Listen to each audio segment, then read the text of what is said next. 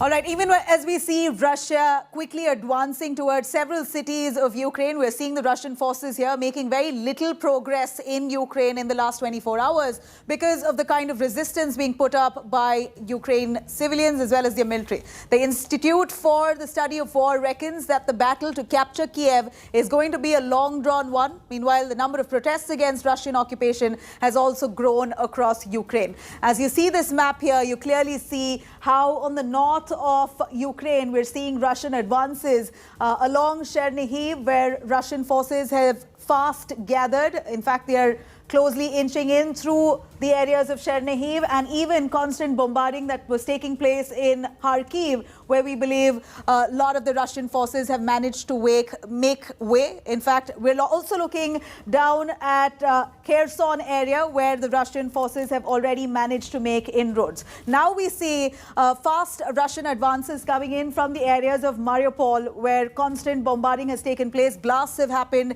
in the last 24 hours. A children's hospital was also bombarded at. A couple of people have died in this blast as well. So we see Russian forces all around Ukraine, particularly Chernihiv, Kharkiv and Kherson areas, and now Mariupol, where they are slowly inching towards their key target, which is Kiev, the capital city. In fact, Russian forces have been met with stiff resistance from Ukrainian civilians. They've been receiving quite some pushback, and that's why we see this kind of stalled approach in fast invading the Ukrainian city, the capital city of Kiev.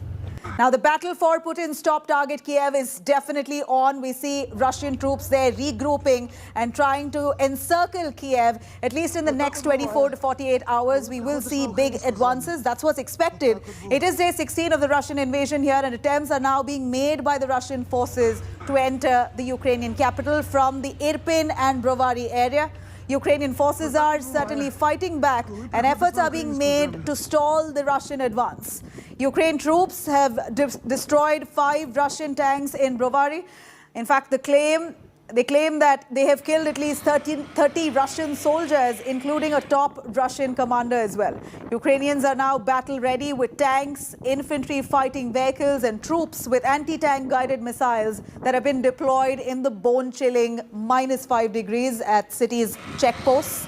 In fact, the Ukrainian capital is bracing for a major Russian assault in the next 24 hours to 48 hours. That's what's expected.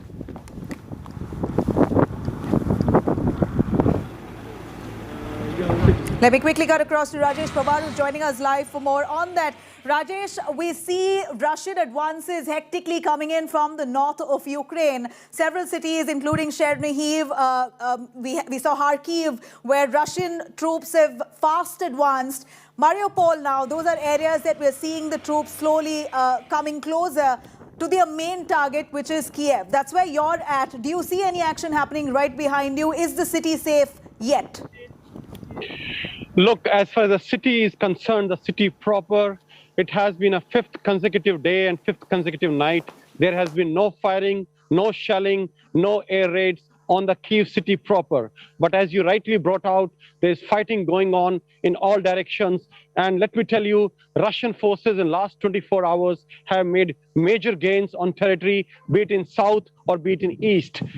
The Russian forces were detected 9 days back in the north of Kyiv, in the area of Gostomel and Irpin, a huge convoy.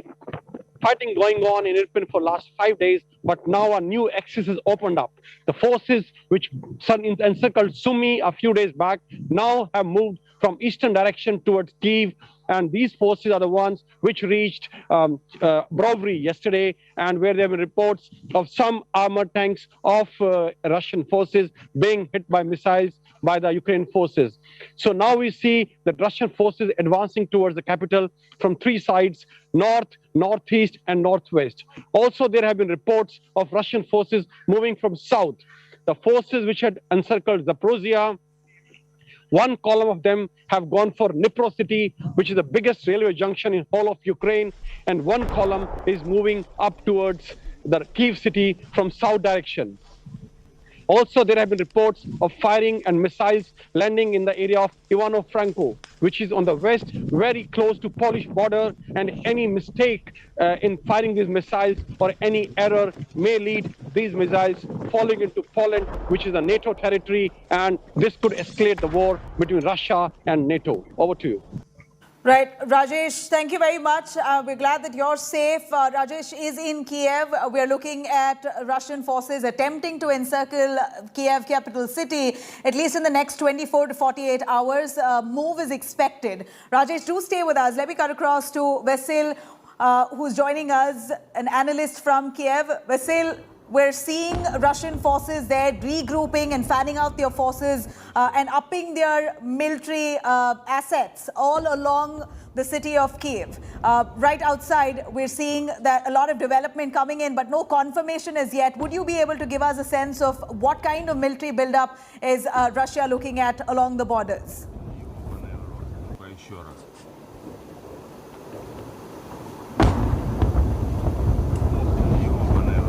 Vasil, can you hear us?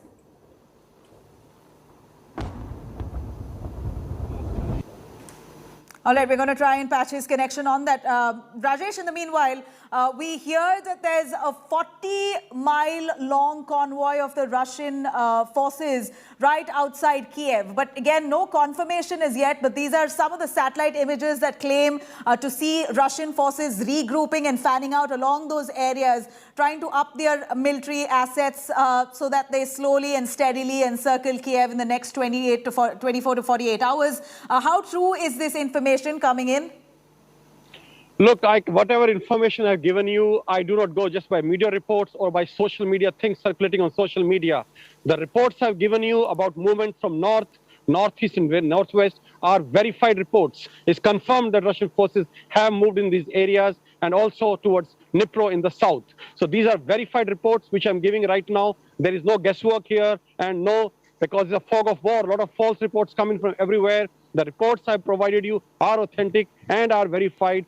As far as attack on Kyiv is concerned, in 24 to 48 hours, I doubt that because they need to clear Brovary, which is 15 to 20 kilometers on the eastern side of Kyiv, and they still have not cleared Irpin, which is in the northwest direction. Right. See, when an attack happens on a city, when a big offensive is launched, it is along the axis. It doesn't come cross-country as the crow flies. It doesn't come like that. It comes along some axis, and these two axes are not yet cleared completely by the Russian forces. So their logistics cannot move in, their infantry cannot move in. So I don't foresee an attack, at least in next 24 hours on Kyiv, because none of these axes as yet have been cleared by the Russians completely. Over to you. Right, Rajesh, let me cut across to Vasil Miroshnichenko, an analyst from Kiev. Vasil, give us an insight into Russian advances. We see them trying to invade from the areas of the north. What's the latest when it comes to the military buildup around those border areas? Where do you see them advancing fast? Well, as you have rightly pointed out, a big Russian column of about 60 kilometers is stalled in the northwest of Kiev. There was not any significant movement there. There is a big congestion. There is an understanding that they have run out of fuel, and there are some issues which they are having, which is a good sign. However, we understand that there will be more troops coming from the eastern side, and there is some movement there on that side as well. So we see that the Russian military is trying to encircle Kiev and then mount an offensive on the capital of the country. At the same time, they are deliberately targeting civilians in many different cities. And the reason for that deliberate targeting is to put pressure on the population of the country so that they put pressure on the Ukraine's leadership to surrender. And this is a tactic which the Russian military is using because they cannot get any significant progress militarily. As Ukraine has destroyed the myth of the Russian military might.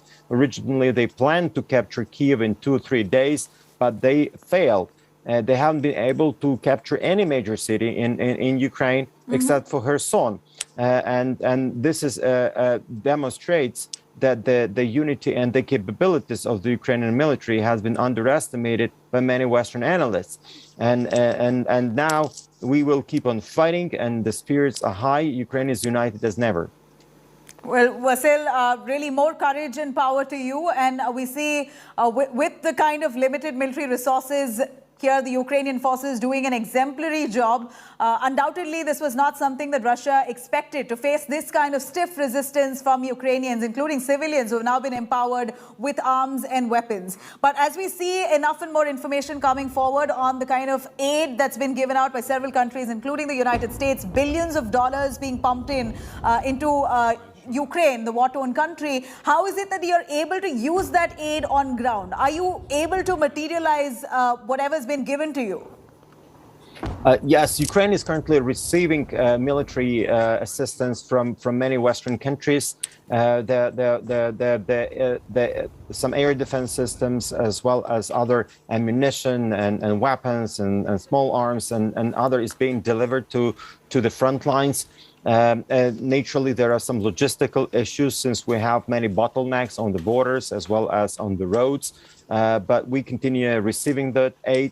Naturally, we need more financial, military aid, as well as financial aid and humanitarian aid to be able to withstand the Russian invasion. And I would like also to use this opportunity to call on the Indian government to put pressure on Russia. You have the strong economic ties with the country. And please put more pressure on Putin so that he ceases fire and withdraws his troops from Ukraine. This is an act of aggression, and what Russian military is doing is actually committing crimes against humanity. You know, we heard that Zelensky, your president, calls this an absolute atrocity as several hospitals are being targeted at. Zelensky also claims that humanitarian aid is being targeted. Many of those trucks are being striked at deliberately. Is that the case on ground? Would you corroborate those statements made by the president himself? Yes, I can corroborate those statements. And this is harrowing experience that the Ukrainian people have to go to. And this tactic of intimidating civilian population is really debilitating. And this is really what is so inhumane, which Russian military is demonstrating. They cannot get any advance on the military side. And what do? Yes, they would attack those people who want to flee. They would not offer clear green corridors, as you know, and safety routes for the civilians to leave. You know, the negotiations has been going on for several days. In some cases, there was minor success. In other cases, Russians are cynically offering safety routes to Russia. And naturally, nobody wants to run to Russia because Russians are those who are attacking the Ukrainian population. So we see this, Russian offensive on different sides and different fronts, and the tactics they are using are really unacceptable. Right. We see that y'all have managed to keep that strength and motivation going, and a lot more power and courage to you. Stay with us, Vasil. In fact, India Today's largest team of reporters are on ground trying to bring us a real sense of what's happening in that war-torn country of Ukraine. We're bringing you this ground report from day one of the Russian invasion. Russian airstrikes, multiple missile attacks that continue to ravage the capital city. Serhiy brings us this ground report from Kiev. Kyiv these days looks safe despite the air attacks from the Russian side. Ukrainian militaries used to this kind of attack and repel them effectively. We are preparing to repel aggressor who is turned to the heart of our state. Fighting continues near Kiev. The capital is contributing to help to the region in the evacuation of residents of Gostomel, Bucha, Warzel, Irpin, Makariv. Thousands of people have been deported in the last few days.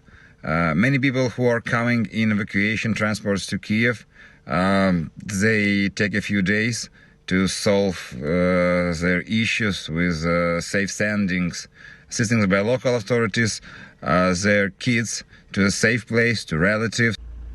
Continued damages in Mariupol. Mariupol is continuing to be taken in a ring, destroying the beautiful city near the Black Sea. The humanitarian catastrophe continues. It's a war crime by attacking a Mariupol children's hospital. There were three people, including a girl, were killed. But despite the war, Mariupol continues to live.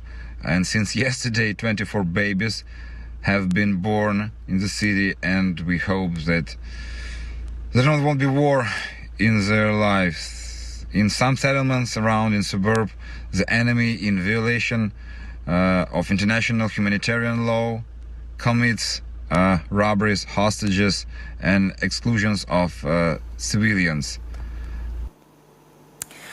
Let me cut across to Vasil there. Vasil, even as we see this kind of humanitarian crisis that unfolds, Serhi there bringing us an insight from Kiev, how millions of people have fled that country, many of them still wanting to stay back, to stand for their country, fight for their motherland. This kind of humanitarian crisis in today's age have we seldom seen. At a time like this, we see several appeals that Ukraine is making to the countries of the West, but very little hope or help coming in from those nations, apart from the stringent economic sanctions that have been imposed on Russia. Do you feel that's really helping your cause at the moment, helping you find that strength to fight back? Of course, this was a very clear signal of support, the unity of the Western countries and the severe sanctions which are being imposed on Russia. It works. Many international companies are divesting from Russia, and this is what I would like to also make a plea to the Indian companies to divest from Russia, to stop trading with Russia, because this is the only way what can put pressure on the Russian government, and they can stop the blatant aggression of the sovereign country next door. We need to put an embargo on the import of we welcome the embargo, the US embargo on the import of oil, gas, and coal. But we need that similar response from other countries. We need the EU to also diversify its energy supply, because the money that Russian government is getting from the sales of gas, they're using to fund the army, and they're using to kill the Ukrainians and the Ukrainian people and the Ukrainian children. And this is what needs to be stopped. And that's the only way how we can put pressure on Russia these days. These are the economic sanctions. So I call on the Indian government to join the sanctions and put more pressure on Vladimir Putin. Well, Vasil, do stay with us. We're going to come back to a lot more that's developing in Ukraine. We're looking at reports coming in of explosions coming in from several Ukrainian cities. Even on day 16, relentless attacks coming in from Russian forces, even as they inch closer towards their target number one, the capital city of Kiev. Vasil, stay with us. I'm going to slip into a short break. We'll be right back on that.